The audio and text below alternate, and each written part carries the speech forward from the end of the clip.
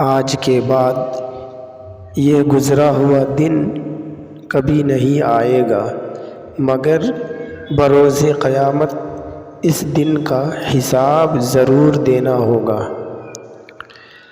مطلبی ہونا تو انسان کی فطرت ہے صاحب، بارش رک جانے کے بعد تو چھتری بھی بوجھ لگنے لگتی ہے۔ اپنے دل کو درست کر لیجئے۔ نبی کریم صلی اللہ تعالی علیہ وسلم نے فرمایا، خبردار ہو جاؤ، بدن میں ایک ٹکڑا گوشت کا ہے، جب وہ درست ہوتا ہے تو تمام بدن درست ہوتا ہے، اور جب وہ خراب ہو جاتا ہے تو تمام بدن خراب ہو جاتا ہے۔ سنو، وہ ٹکڑا دل ہے۔ گالی کا عذاب۔ تمہارے منہ سے نکلی ہوئی ایک گالی، چاہے مذاق یا غصہ میں دی ہو، تمہاری قبر میں ایک ایسا بچھو پیدا کرتی ہے جس کے ایک مرتبہ کاٹنے سے انسان 70 ہاتھ زمین میں دھس جاتا ہے۔ رسول اللہ صلی اللہ تعالی علیہ وآلہ وسلم نے ارشاد فرمایا، لوگوں میں سب سے بہتر وہ ہے جو دل کا صاف اور زبان کا پکا ہو۔ حضرت یوسف علیہ السلام جب 32 سال بعد اپنے باپ سے ملے تو باپ بیٹا گلے لگ کر اتنا روئے کہ بے ہوش ہو گئے، پھر اٹھے، اتنا روئے کہ بے ہوش ہو گئے۔ حضرت جبرائیل علیہ السلام نے اللہ سے پوچھا، یا اللہ، اتنی محبت بھی کوئی کسی سے کرتا ہے؟ اللہ نے فرمایا، جبرائیل علیہ السلام، میں امت محمدی کے ہر فرد سے اس سے 70 گنا زیادہ محبت کرتا ہوں۔ یا اللہ، جو بیمار ہیں انہیں شفائے کاملہ عطا فرما، اور جو پریشان ہیں ان کی پریشانیوں کو دور فرما دے، آمین ثم آمین۔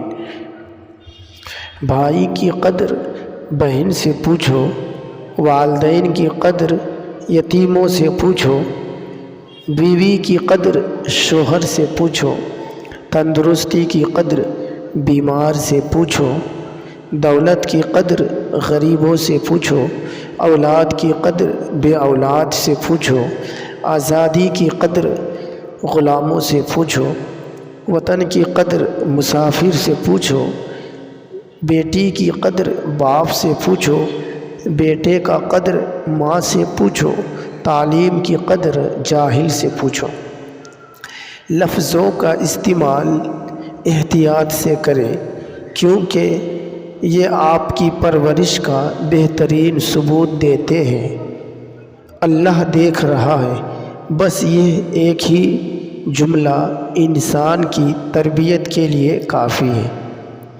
ہمیشہ دیکھیں کہ آپ کے الفاظ آپ کے اعمال سے کیسے میل کھاتے ہیں، آپ اپنی بات پر کس حد تک قائم ہیں۔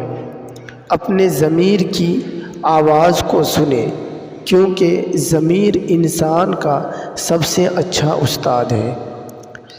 انسان کی خواہشات کا وزن جتنا کم ہوگا، انسان اتنی خوشحال زندگی گزارے گا۔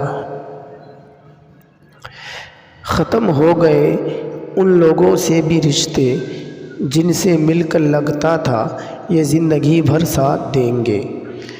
انسان کو سمجھنا ہے تو اسے دیر تک بولنے دو، کیونکہ ہر انسان اپنی زبان کے پیچھے چھپا ہے۔ خود میں توکل، تحقیق اور تخلیق کی صلاحیت پیدا کرو صاحب، ورنہ آپ کی پوری زندگی بے شک اور واہ واہ میں گزر جائے گی۔ کسی بزرگ سے کہا گیا، کچھ نصیحت کر دیں۔ فرمایا، بس دھیان رکھنا کوئی اللہ سے تمہاری شکایت نہ کر دے۔